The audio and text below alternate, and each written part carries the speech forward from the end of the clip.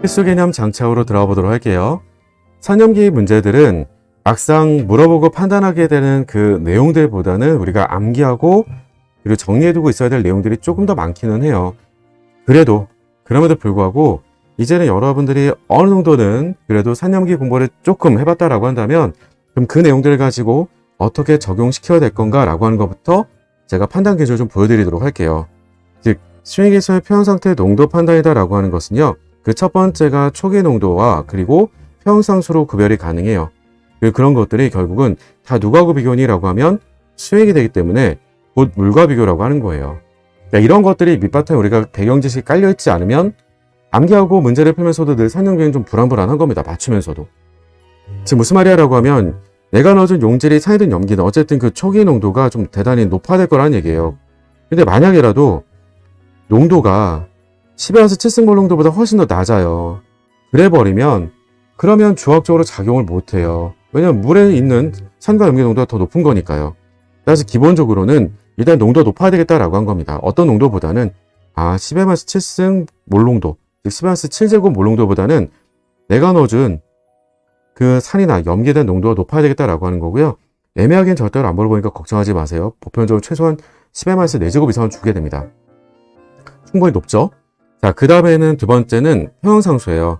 내가 넣어준 게 만약에 산이라고 했다면 산해의 상수가 물보다 큰 건지, 여기서 물에 대한 산해의 상수라고 하는 건 곧 물의 자동이완 상수를 얘기를 하게 되는 거죠. KW. 만약 염기라고 한다면 염기의 상수가 물의 자동이완 상수보다도 더 큰지 해야지. 큰 게 결국 평형상수가 크다는 건 그만큼 정발이 더 많이 진행될 수 있기 때문에 상대적으로 그래야 평형상태 농도를 결정하겠구나 라고 하는 겁니다. 자, 그러면 이런 내용들 가지고 우리가 문제를 풀 때 앞서서도 산이세기, 염기세기 이런 문제가 있었잖아요. 그런 내용들은 결국 우리가 서로 상대적인 산이세기에 대한 비교다라고 보시면 돼요. 다만 우리가 수행상에서 보다 보니까 나름 절대적인 세기의 기준점이 좀 있다라고 하는 거죠. 그것도 마찬가지로 결국 앞에서 제가 산이었으면 물에 대한 산해의 상수와 비교하는 것처럼, 염기였다면 물에 대한 염기의 상수와 비교를 가져갔다는 것처럼 결국 그 기준점이 돼줄 역할은 곧 물이다라고 하는 거고요. 물에 대한 산해의 상수가 10에서 14제곱이고요. 염기에 대한 바로 염기의 상수, 그 상수값이 10에서 14제곱이에요. 착각할 수 있는데 오해가 안 됐으면 좋겠다라고 하는 건 뭐냐면 이런 부분이에요. 좀 뭔가 이상한데요 라고 하는데요. 염기 세기 따질 때 우리가 그럼 염기의 상수, 산해 세기 따질 때 우리가 산해의 상수 이렇게 따지게 됐을 때 H3O 플러스의 산해의 상수가 10에서 7제곱 아니냐 이렇게 착각하는 사람들이 있어요. 가끔. 전혀 아니고요. 이 녀석의 값은 1이에요. 다시 한번 OH-의 염기의 상수 값은 1이에요. 그래서 우리가 그 짝이 돼주는 물 혹은 강사에 대한 짝이 돼주는 물, 그 물에 대한 산해의 상수라고 하는 것들이 혹은 염기의 상수라고 하는 것들이 그 값들이 각각 얼마가 되는 거야 라고 하면 10에서 14제곱이 되는 거예요. 그래서 그 기준에서 우리가 서로 비교가 가능하겠다라고 하는 겁니다. 그래서 강산에 대한 짝이 돼주는 물의 염기의 상수가 10의 14제곱이라서 이보다는 커야지 그냥 우리가 약염기 이렇게 얘기하는 거고요. 다시 한번 그러면 강염기에 대한 짝이 우리가 바로 물이라고 하는 약산인 거예요. 그래서 물이 산으로 작용할 때 산해의 상수가 얼마야? 그럼 10에서 14제곱이었던 거죠. 그보다 조금이라도 산해의 상수가 커야지 우리가 약산이라고 할 수가 있겠고, 즉 수행산에서 강산의 기준이라고 할 수 있는 옥소늄 이온의 우리가 산해의 상수가 되는 1보다도 커야지 우리가 그래도 강산이라고 얘기할 수 있겠다는 거죠. 자, 그래서 우리가 약산에 대한 짝은 약염기라고 하는 거고, 강산에 대한 짝은 우리가 흔히 수행산에서 구경꾼이라고 하는 거고, 우리가 강염기에 대한 짝은 수행산에서 구경꾼 이렇게 얘기를 하게 되는 거죠. 그런데 상대적인 세기로서 우리가 약산에 대한 짝은 왜 상대적으로 강한 염기, 강염기라고 얘기를 해요. 유기학 공부할 때도 같이 연동되던데요. 라고 하는 건 그런 의미로 얘기하는 게 아니고요. 이 바로 상대적인 세기로서 우리가 의미부여를 강조하게 되는 거죠. 자, 그 말을 그래서 저는 수업 시간에 이렇게 많이 당부를 드렸어요. 앞으로 용어를 어떻게 쓰자라고 했던 거냐면 약산 가운데서 상대적으로 약한 산이라고 해보자 라고 한다면, 그러면 그 말은요, 그에 대한 짝 염기는 상대적으로 우리가 센 염기라고 해주면 되겠고요. 그럼 강한 혹은 약한이라고 했을 때 약한 약산에 대한 조금이라도 상대적으로 그러면 더 센 강이 아니에요. 더 상대적으로 센 우리가 약산이 있다라고 한다면 그럼 더 상대적으로 센 그 약산의 짝 염기는 상대적으로 우리가 약한 염기라고 말해줄 수 있겠지. 요렇게 용어를 여러분들 좀 구별하셔가지고 기억을 해두시면 훨씬 더 개념상 덜 헷갈리기도 할 거고요. 여러분들이 비교할 때도 덜 헷갈리게 비교가 가능할 거다라고 하는 겁니다. 아시겠죠? 그래서 상대적으로 세냐, 상대적으로 약하냐 이렇게 앞으로 비교를 한다고 생각하시면 더 수월할 것 같아요. 자, 그래서 그 밑에다가 그대로 써드리기도 했지만 상대적으로 우리가 산해세이가 그러면 더 세다라고 하는 것들은 결국 산해세이가 세기 때문에 상대적으로 그 짝염기는 약하다는 거예요. 약하다라고 하는 것에 대한 의미가 뭐니라고 하면 반응성이 좀 적다는 거죠. 산염기로서의 반응성이 약하다.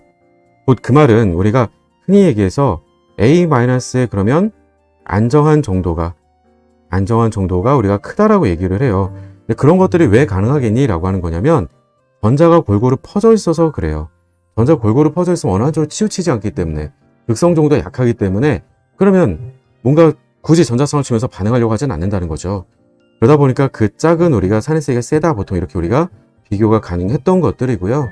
그럼 그런 것들을 비교하기 위해서는 우리가 크게는 세 가지로 산해 종류를 구별해서 비교하실 수 있어야 돼요. 그러니까 문제를 볼 때마다 여러분들이 그냥 마구잡이로 똑같이 비교하면 안 될까 싶을 텐데 그렇게 하시면 안 되겠고 우리가 화학식을 보고 크게는 세 가지로 나눠서 늘 접근하실 필요가 있어요. 첫 번째는 비산소산입니다. 우리가 흔히 그냥 HA라고 쓰는 일반적인 우리가 산의 형태라고 생각을 해두시면 되겠고 이를테면 HF, HCN 이런 것들이라고 생각하시면 돼요. 자, 그랬을 때는 그 A-, 즉 A에 우리가 바로 유핵전하가 크면 클수록 그럴수록 핵에서 전자를 잡아당기게 되는 힘이 커요. 그렇게 되면 우리가 그만큼 전자를 골고루 꽉 붙잡아서 잡아당기고 있을 수가 있겠죠. 따라서 우리가 비편자가 크다라고 할 수가 있겠고요. 그건 같은 주기에서 보자라고 하면 일종의 전김성도가 큰 것으로 얘기할 수가 있겠고요. 만약에 우리가 같은 족에서 따져본다라고 하면 거리가 다소 멀리 떨어지게 되는 것들을 얘기할 수도 있겠지만 멀리 떨어진 대신 그 멀리 떨어진 그 껍질 정도 선에서 잡아당겨져서 전자가 좀 골고루 퍼지게 되는 형태를 띌 수 있겠지라고 하는 겁니다. 그래서 그런 것들은 하나로 우리가 좀 더 쉽게 묶어서 암기를 해두자라고 한다면 그 중심 원자의 즉 짝이 내주는 A- 그 중심 원자의 유핵전하가 클수록 상대적인 산해색이 세다라고 기억해두자라고 하는 거예요. 쉽겠죠? 그래서 그 밑에다가는 다시 한번 전김성도와 원자 반지 이름으로 구별해서 나타내 드리긴 했었지만 굳이 그렇게 꼭 나와서 하지 않더라도 하나로 묶어서 기억해두면 훨씬 더 문제를 풀 때도 수월하게 비교가 가능하겠죠. 자, 그럼 비산소산에 대한 비교는 다음과 같이 한 가지 기준점을 가지고 쉽게 비교를 할 수 있다고 한다면 안타깝게도 산소산인 경우에는 우리가 구별을 해가지고 비교를 접근할 필요가 있습니다. 무슨 말이야 라고 하면 산소산은 그 수소, 즉 산으로 작용해 될 우리가 그 H+가 산소에 붙어 있어요.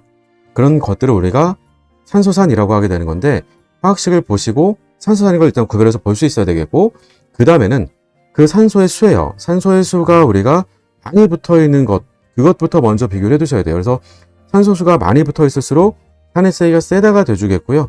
만약에 그 산소수가 동일해 라고 한다면 두 번째 로마서로 두 번째는 산소수 동일하다고 한다면 그러면 중심 원자의 전김성도가 클수록이에요. 그래서 다음과 같이 우선순위를 구별하셔가지고 접근해서 나눠서 우리가 비교를 해줘야 되겠다라고 하는 겁니다. 그러면 마찬가지예요. H+가 떨어져 나가고 난 그 다음에 그 음연 상태에서 전자가 얼만큼 골고루 퍼져 있겠는가라고 하는 걸 따져준다라고 생각하면 될 건데 산소가 당연히 많이 붙어 있을수록 골고루 전자가 퍼질 수밖에 없겠죠. 그러니까 우리가 산해색이 더 세다라고 말해줄 수가 있겠고 만약 산소수가 동일하다라고 한다면 중심 원자도 서로 잡아당기고 있어줘야지 산소하고 골고루 전자가 퍼져 있는 형태를 띌 수가 있겠죠. 그래서 우리가 중심 원자의 전기음성도가 클수록 산세는 세다라고 할 수가 있겠다라고 하는 거예요. 자, 나머지 하나는 유기산이 되겠고요. 유기산에 대한 부분들은 크게는 다음과 같이 세 가지로 나눠서 비교를 보통 하게 될 건데 화학 문제에선 유기산은 크게 같이 묶어서 출제를 잘 하지는 않아요. 하지만 설령 유기화학에서 여러분들이 공부한다라고 할지라도 다 마찬가지 얘기예요. 결국 우리가 유기산에 대한 즉 탄소와 수소로 구성이 되는 산이라고 할지라도 결국은 유도효과라고 하는 것도 마찬가지 혹은 뭐 공매효과, 혼성효과 다 마찬가지인 게 골고루 전자가 퍼져 있느냐 이게 제일 중요하거든요. 그래서 결합이 되어 있는 물질 가운데는 전자를 잡아당기는 그룹 즉 전김성도가 큰 그룹이나 화학종들이 가깝게 붙어 있다면 즉 산으로 작용하고 된 그 가까운 자리에 즉 음연이 된 그 자리에 가까운 자리 쪽에 우리가 전자를 잡아당겨주고 있는 녀석이 있다라고 하면 그럼 전자가 좀 더 골고루 퍼질 수가 있기 때문에 그 덕분에 우리가 산해세기가 더 세겠다라고 말할 수가 있겠고요. 대신 그만큼 전자를 잡아당겨주는 그룹과 산으로 작용하게 되는 자리하고는 거리가 멀리 떨어져 있으면 안 돼요. 거리 가까워야 돼요. 그래서 거리는 가깝고 우리가 전김송도가 큰 녀석은 많고 그럴수록 산에 대한 세긴 세겠다라고 할 수가 있겠고, 그런 것들이 아니라 혼성 효과라든지 공유 효과는 없을까? 공유 효과는 간단해요. 우리가 공명 구조가 안정하면 안정할수록 전자 골고루 퍼지겠고, 혼성 효과도 마찬가지가 되겠죠. 잡아당겨주고 있을 수 있는, 즉 우리가 혼소비탈의 S오비탈의 비율이 높을수록 우리가 그만큼 핵에 더 가깝게 전자를 잡아당겨주고 있을 수 있으니까 그만큼 골고루 전자가 퍼질 수가 있겠죠. 그래서 덕분에 우리가 산세기는 더 세다라고 말해줄 수가 있을 거예요. 자, 그럼 이렇게 산세기를 비교할 수 있다라고 하는 것 외에는 나머지 염기세기는 어떻게 비교해요? 라고 할 수 있을 텐데, 아까 제가 풀이 방법에서도 강조드리면서 보여드리기도 했지만 그 내용들을 밑에다 바로 정리를 써드린 거예요. 염기세기를 비교한다라고 했던 부분들은 진짜로 염기의 상수를 구해서 비교할 일들은 크게 없겠고요. 그것보다는 염기에 대한 세기는 약하다라고 하는 것은 상대적으로 산세기가 센 것이기 때문에 우리가 그에 짝에 해당되는 정보들을 통해서 우리가 염기세기들을 비교한다라고 가져가주면 좋겠다라고 한 겁니다. 그래서 염기세기 약하면 약할수록 혹은 세면 셀수록 달라지는 것들을 비교해주면 되겠고요. 고등어 가지고 비교하는 것들을 한번 좀 보도록 할게요. 자, 보시게 되면 염기의 상수가 작다라고 하면 작을수록 염기세기는 약해요. 그럼 덕분에 약염기를 통해서 평상태에 도달하게 되는 OH-의 농도는 우리가 낮을 수밖에 없겠고요. 그 말은 즉 다시 해서 pH가 높다. 이거 좀 고쳐주세요. pH가 그래서 낮아요. pH가 낮을수록 산의 농도가 높고 염기 농도는 낮은 거니까요. 그런 것들만 좀 잘 대소관계들, 즉 경향성들 좀 비교를 가져가시길 당부를 드리고요. 실은 이 말하고 똑같은 말을 왼쪽에다 다시 한번 적어놓은 거예요. 앞서 드리겠지만 약염기를 준다라고 해서 약염기를 직접 비교하고 계산한다기보다는 그 내용들을 우리가 누굴 통해서 그에 대한 짝이 되는 내용들을 통해서 우리가 비교 판단해 주는 게 더 빠르고 쉬울 수 있거든요. 왜냐하면 대부분의 경우는 우리한테 산해리 상수를 주기 때문에 그래요. 따라서 산해리 상수가 약산이 세게 쓰면 산해리 상수가 더 크다라고 할 수가 있겠고, 그럴수록 산에 대한 농도는 더 많이 해리가 돼서 나온다라고 할 수가 있겠고, 그 말은 그만큼 pH가 낮다라고 말해줄 수 있겠지라고 하는 거죠. 그래서 다음과 같이 우리가 정보들을 정리해서 기억을 해준다라고 하면 그 말들이 똑같이 우리가 염기에 대한 세기로서 비교가 가능해지겠다라고 하는 겁니다. 괜찮겠죠? 그래서 앞에서 지금 계속 강조드리고 있는 그 짝관계라고 하는 게 도대체 뭐였지? 잊어버렸었다라고 한다면 밑에다 정리를 해드렸으니까 이 내용 정도만 같이 기억을 해두고 계시면 될 것 같아요. 짝관계라고 하는 것의 정의 자체가 곧 H 플러스 하나 차이 나는 관계를 우리는 컨주게이션 관계, 짝관계라고 얘기를 해줘요. 그래서 HA와 A- 혹은 다 양성자 산의 관계라면 H2A와 HA- 혹은 HA-와 A2-의 관계가 서로 짝관계가 돼주겠고요. 그 짝관계끼리 우리가 산해리 상수와 염기해리 상수의 곱이 물의 자동이한 상수가 되겠고, 또 우리가 pSK로 바꿔주면 다음과 같이 더해준 값이 pKW와 같기 때문에 14라고 해서 우리가 산해리 상수가 있으면 염기해리 상수가 있다면 그를 통해서 거꾸로 산해리 상수를 쉽게 얻어낼 수 있겠지라고 하는 거예요. 어때요? 쉽죠?